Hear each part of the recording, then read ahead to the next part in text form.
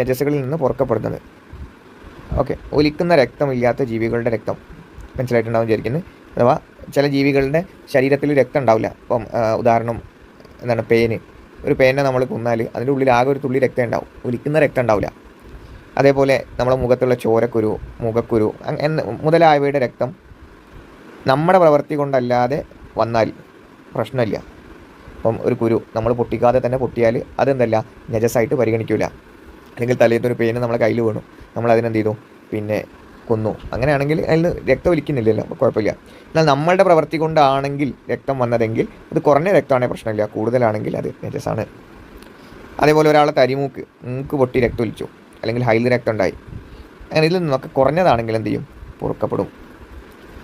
ഇനി മലിനമാവാൻ കൂടുതൽ സാധ്യതയുള്ളൊരു വസ്തു മലിനമാണെന്ന് ഉറപ്പിച്ചില്ലെങ്കിൽ അത് ശുദ്ധിയുള്ളതായി കണക്കാക്കണം. എന്ന് വെച്ചാൽ നമ്മൾ ഒരു വസ്തു, ഇപ്പോൾ ഒരു ചെറിയ കുട്ടിയുടെ ഒരു ഡ്രസ്സ് കിട്ടി, ആ ഡ്രസ്സിൽ സ്വാഭാവികമായിട്ടും ആ കുട്ടി മൂത്രയിക്കാനോ അല്ലെങ്കിൽ മറ്റെന്തെങ്കിലുമൊക്കെ സാധ്യതയുണ്ട്, പക്ഷെ നമുക്ക് ഉറപ്പില്ല. അങ്ങനെയാണെങ്കിൽ നമ്മളത് എന്തായിട്ട് കരുതണം, ശുദ്ധിയുള്ളതാണെന്ന് കണക്കാക്കണം. ഒരിക്കലും ഒരു വസ്തു നജസാണെന്ന് നമ്മൾ കണക്കാക്കരുത്.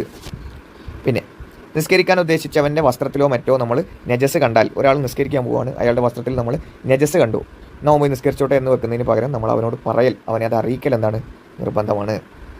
അടുത്തത് വുളു ആണ്. നിസ്കാരവുമായി ബന്ധപ്പെട്ട കാര്യങ്ങൾ പറഞ്ഞു. ഇനി നിസ്കാരത്തിലേക്ക് പോകുന്ന ഒരാൾ ആദ്യം ചെയ്യേണ്ടത് വുളു ആണ്.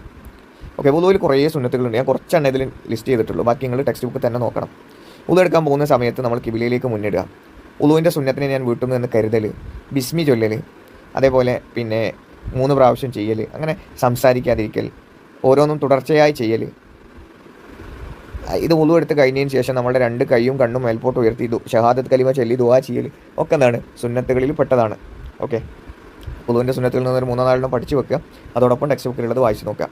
3 പ്രാവശ്യത്തിൽ കൂടുതലാക്കലും 3-ൽ കുറക്കലും എന്താണ്. അതേപോലെ നോമ്പുകാർ ഉച്ചയ്ക്ക് ശേഷം പല്ല് തേക്കലും കറാഹത്താണ്. ഒരു 3 പ്രാവശ്യം ചെയ്യാനാണ് നമ്മളോട് കൽപ്പിച്ചിട്ടുള്ളത്, 3 പ്രാവശ്യം തന്നെ ചെയ്യണം, അതിൽ കൂടിയാലും കുറഞ്ഞാലും. അതേപോലെ നോമ്പുകാരൻ ഉച്ചയ്ക്ക് ശേഷം പല്ല് തേക്കലും കറാഹത്താണ്. ഇനി